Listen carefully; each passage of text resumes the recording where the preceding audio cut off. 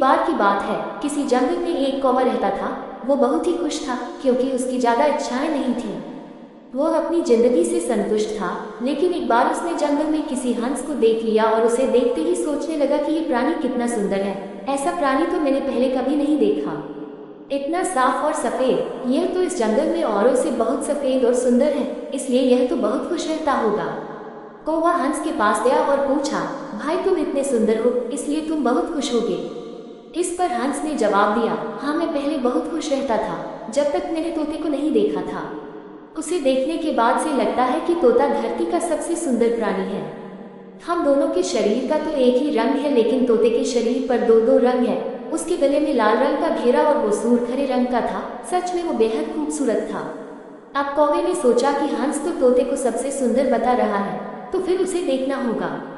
कौवा तोते के पास गया और पूछा, भाई तुम दो दो रंग पाकर बड़े खुश होगे। इस पर तोते ने कहा, हाँ मैं तब तक खुश था जब तक मैंने मोर को नहीं देखा था। मेरे पास तो दो ही रंग है, लेकिन मोर के शरीर पर तो कई तरह के रंग हैं। अब कौवे ने सोचा, सबसे ज्यादा खुश कौन है, यह तो मैं पता करके ही रहूंगा, इसलिए अब मोर से मिलना ही पड़ेगा। कौवे ने मोर को जंगल में ढूंढा, लेकिन उसे पूरे जंगल में एक भी मोर नहीं मिला और मोर को ढूंढते ढूंढते वह चिड़ियाघर में पहुंच गया तो देखा मोर को देखने बहुत से लोग आए हुए हैं और उसके आसपास अच्छी खासी भीड़ है। सब लोगों के जाने के बाद कौवे ने मोर से पूछा, भाई तुम दुनिया की सबसे सुंदर जीव हो और रंग बिरंगे हो, तुम्हारे साथ लोग फोटो खींचवा रहे थे, तुम्हें तो बहुत अच्छा लगता होगा और तुम तो दुनिया की सबसे खुश जीव होगे।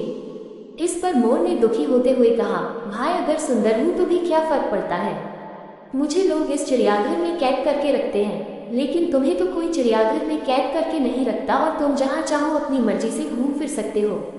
इसलिए दुनिया की सबसे संतुष्ट और खुश जीव तो तुम्हें होना चाहिए, क्योंकि तुम आजाद रहते हो। कौवा हैरान रह गया क्योंकि उसके जीवन की अहमियत कोई दूसरा बता गया। दोस्तों, ऐसा ही हम लोग भी करते हैं। हम अपनी खुशियों और गुणों की तुलना दूसरों से करते हैं, ऐसे लोगों से जिनका रहन सहन का माहौल हमसे बिल्कुल अलग होता है। हमारी जिंदगी में बहुत सारी ऐसी चीजें होती हैं जो केवल हमारे पास हैं, लेकिन हम उसकी अहमियत समझकर खुश नहीं होते। लेकिन दूसरों की छोटी खुशी भी हमें बड़ी लगती है, जबकि हम अपनी बड़ी खुशियों को इग्नोर कर देते हैं।